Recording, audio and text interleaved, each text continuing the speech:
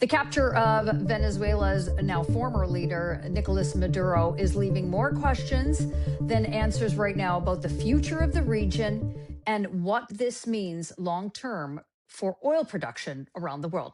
Hello, everyone. I'm Adrienne Batra. With me are Brian Lilley and Warren Kinsella. Brian, for starters, the Operation Absolute Resolve, which captured Nicolas Maduro, extraordinary military operation, something you almost would read out of a spy novel, but it was surgical, long-term planning. He's captured, trying to get into his safe house, safe room. Him and his wife are taken into custody. They've already had their first appearance in a New York courtroom. But the capture of Maduro has left a massive leadership vacuum in Venezuela. Rodriguez, who's now there now, is a person from Maduro's inner circle, not very popular. But I'm wondering, in terms of the broader implications of the lack of leadership there and what that is going to mean going forward. Well, this is the big unknown, and it's what Warren was writing about for her paper on the weekend when this happened, is what comes next. Look, I'm going to say outright, no equivocation, I support what Donald Trump did here in taking Nicolas Maduro into custody. This is the same sort of thing that any American president would have or should have done. Bill Clinton definitely would have done this. Acting without congressional authority. It's happened countless times by presidents, Republican and Democrat. And the idea that this violates international law, I don't think that flies. This guy was running an illegitimate regime. Canada's government has been denouncing Maduro since 2016, has not recognized the 2018 or 2024 elections. He's a criminal running a country that once was prosperous and now is desperate and destitute. That's the big question, is what happens next? Do they go back to prosperity? Do we end up in a drawn out conflict with the Maduro regime and the Trump administration? I have to agree with American Secretary of State Marco Rubio. This is not the same as Libya or Afghanistan. This is a very different country. This is a country that not that long ago had democratic norms, a country that remembers what prosperity and Western living was like. So we're not trying to impose something on Venezuela here the way we were in Afghanistan, where we bring in democracy and they say, what's this? We don't like it. We don't want it. It's not part of our culture.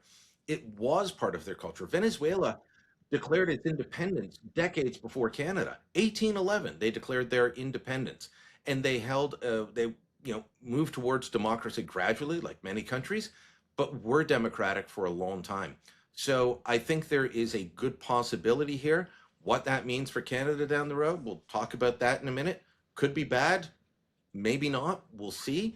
But for those who want peace, democracy, stability, getting rid of Maduro, definitely a good thing. Without question, Warren, Venezuela has some of the world's most proven significant oil resources, heavy crude, light crude. And what's so significant about that is it's there. And everybody knows it's there.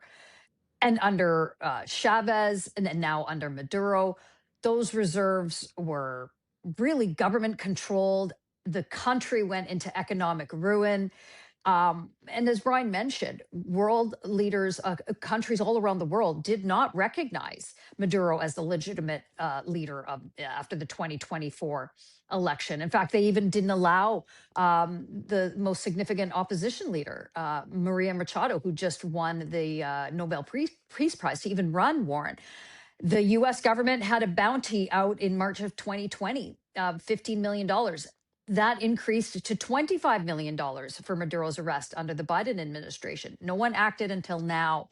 So I'm wondering, from your vantage point, the consequences of this happening, and of course, this argument of whether it violated international law. Well, I don't give a shit if it violated international law or not. And as you guys know, I'm no fan of Donald Trump, but he absolutely did the right thing. Mm-hmm. And, he acted on an indictment that was drafted 4 years ago by the Biden administration.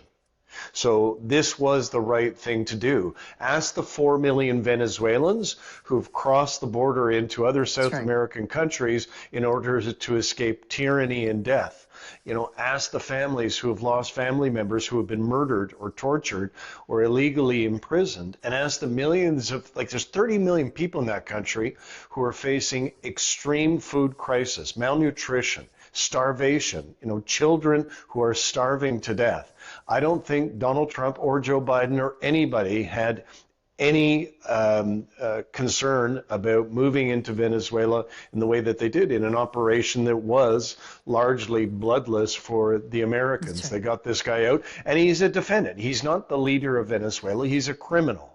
And so he's facing the criminal justice system in Manhattan, which is not something, by the way, that Donald Trump controls, as we've seen, in recent years. The Manhattan judicial system is independent, and this guy can get the best lawyers in the world, and he can get himself defended. And, that's the right that every citizen around the world has. But be under no illusion. This man was a monster. He abused human rights. He destroyed that country, and they had no choice. I have many questions, as I pointed out in the column I wrote for our paper on the weekend. First of which, what's going to happen? Who is running Venezuela? Donald Trump said on the weekend, we are running it. I'm not sure I would have said that out loud, but it is kind of true. The thing that I don't understand this morning is why the people who surrounded Maduro have been allowed to remain in power. Right. His deputy leader just came out and said, blame the Zionists, quote unquote, for what took place on Saturday morning, Friday night. So, why we're allowing those people to stick around is puzzling to me. But Marco Rubio said on the weekend, look, this is not a Panamanian situation where we had people and infrastructure on the ground. All of the opposition leaders are outside of Venezuela. None of them are inside Venezuela. So he said this is going to take us some time. So I take it what he is saying in good faith. I think he's right, but it could get bumpy in the next few months. Well, and I think, Brian, that's part of the consequence of all of this is the operation was executed and with surgical precision. Maduro's going to have his many days in court now, but the long-term planning and the long-term consequences of who will be in charge next. I agree with Warren. I'm surprised that many in Maduro's inner circle are still there, still in charge, if you could really call it that. But ultimately, the United States will Bigfoot some of that, will they not? Well, I had to enjoy watching Marco Rubio go on all the Sunday shows and answer these questions. And I think it was Margaret Brennan at Face the Nation said, well, why are they in charge? Why are they still in charge? And he said, people are upset that we took out Nicolas Maduro and arrested him. You want us to go in and arrest a dozen more people? That's a big operation and incredibly hard to pull off. So they're going to fully impose an oil embargo. They're going to squeeze Venezuela some more. They're going to work with people inside. I would say that they were able to pull this off the way they did shows that they had some inside intel. It wasn't just using satellite imaging to figure out where Maduro was going to be. This is a guy who didn't even have Venezuelans protecting him anymore, by the way. He was living on a military base. He had a safe room there. Him and his wife slept there. But the people surrounding him, his immediate close protection, were essentially Cuban mercenaries because the people of Venezuela don't like him. So I think there will be, over the coming weeks, a change in leadership. And that will eventually, hopefully, take on the Venezuelan people leading that. Can that happen at the moment? They'll play a part, but it's going to take a lot of effort from the Americans and a lot of resolve by world leaders who may not like what Trump did over the weekend to say, okay, but we're going to stand by you in terms of the economic sanctions, in terms of the pressure, in order to make sure that the remainder of the Maduro regime leaves. Warren, when we've seen incursions, particularly in the Middle East, the number one issue has always emerged. It's about the oil. It's about what's in the ground. It's that liquid gold. Look, President Trump has made no he has not hesitated one bit to say, yes, we want those resources. Yes, we want that oil and gas. He's blunt about it. Again, love him or hate him, he's very candid about what is happening here. But that has long-term implications for a country like Canada. And I want to talk about the resources, of course, that we have. If over the course of the next 2 to 4 years, 5 years, Venezuela's resources are brought to market, if US companies go in there and fix the decimated infrastructure there, that has massive economic implications on Canada, does it not? It does, but again, I'm just going to defend Donald Trump a little bit. People running around and saying it's all about oil, and my response to that is, well, yeah, so what? So what? Venezuela has the largest proven reserves of oil in the world. It dwarfs Saudi Arabia, Canada, Qatar, Russia. It dwarfs everybody. It's in the eastern region of Venezuela. Now, the infrastructure to extract it from the ground, as you pointed out, has become degraded. It's fallen apart because of this socialist tyrannical regime. It's been run by the Venezuelan armed forces who don't know what they're doing. So best case scenario, the people I've talked to in the oil patch who I know and trust have said we're at least a couple years away before the infrastructure can be upgraded and real extraction can take place. However, as you point out, when that takes place, not if it takes place, that is a grave and existential danger to our oil patch in Alberta and Saskatchewan, who have already been facing all kinds of instability because of Trump's crazy tariffs and the way in which he's been dealing with Canada. The last thing we need is a Venezuelan threat, because the refineries, as Brian pointed out on the weekend, the refinery capacity in the United States of America can adapt to that crude that is coming from Venezuela. So they are a real threat to us. And again, this, testifies to the need for the Carney government to get their act together and ensure we've got enough economic offsets to us losing that market as well. Brian, we've seen over the past 8-9 months since President Trump's administration was sworn in, how nimble they are trying to make their government, how far more efficient and far less red tape. We've seen all the things that they've done with the EPA, getting permits through much quicker, making the United States an incredibly appealing and attractive place not only to invest, but to build.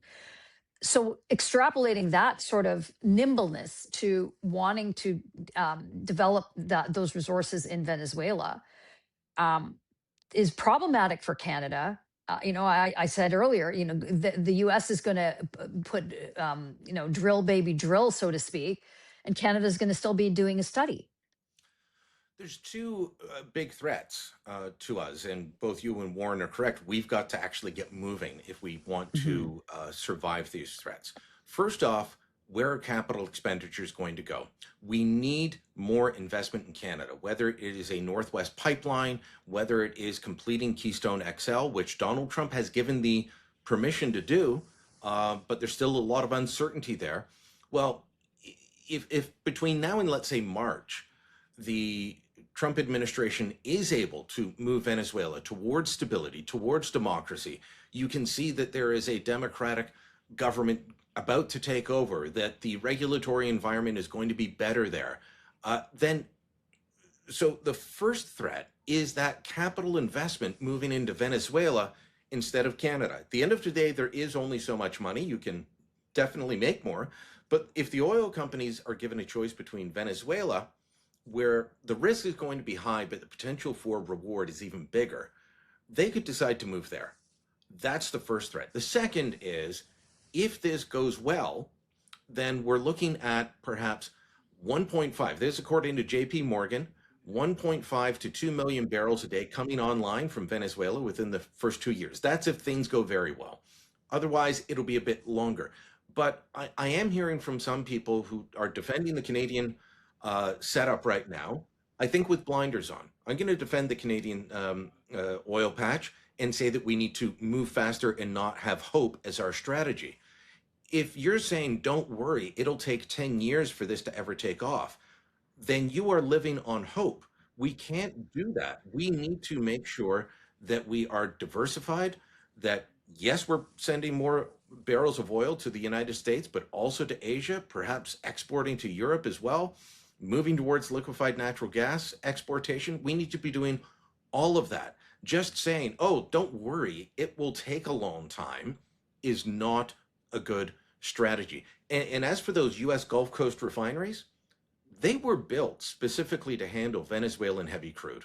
When they started switching over to Canadian heavy crude, and by the way, we're a small player in the US, it's called PAD 3, the US Gulf Coast area. The US has divided their refineries into different areas, PADs 1, 2, 3, 4, 5. PAD 3 is the US Gulf Coast. We're not big players there. Most of our oil goes to the Midwest. Some of it does end up down there, but the Canadian Association of Petroleum Producers in a very recent report was saying we still have great potential to take over more market share there. That was long before Venezuela took over. They are now looking at that and saying, okay, Venezuela is coming back in. Can we get in there with a pipeline before Venezuela fully takes over? And for all those saying, don't worry, sending it by ship is too expensive. No, it's not. So we need to move. We need to move quickly, and we need to move with some sort of strategy. And that Alberta MOU that I was bullish on a little while ago, I'm much less bullish on it today. We spent the last almost 10 years, Warren, with a government in Ottawa under Justin Trudeau who took direct aim at our oil and gas sector, who would not support the industry at all. Now, under new Prime Minister Mark Carney, there seems to be a bit of a softening of some of those edges to the point where, in fact, we even saw his now former environment minister resign. Not a bad thing. But now the prime minister is going overseas. He's going to the Middle East. He's got some Asian countries on his docket, to the point of broadening Canada's resources to getting new markets, new customers, new clients, so to speak. I mean, we still have a Liberal government that is hamstrung by this romantic notion that a pipeline can't be built or shouldn't be built, or there's people in his caucus that don't believe that. Square that and make some sense of that. Well, he's been, to my surprise, actually quite critical of the former Trudeau government's approach to energy. And, he is the closest we've had in a Liberal prime minister to drill, baby, drill that I've seen in my lifetime. My guy, Jean Chrétien, I worked for, was pretty pro oil patch, but nothing like the rhetoric we're seeing coming out of Carney. So I defend him on that. Where I'd be critical of him is, well, where's the beef? Like, where are we at in moving things forward? You've got your major projects office that's open in Calgary. They're receiving applications from not just in the energy sector, kind of across the board to create jobs. They now got advertising that Brian pointed out on the weekend that is everywhere, talking about Canada builds back, Canada builds big.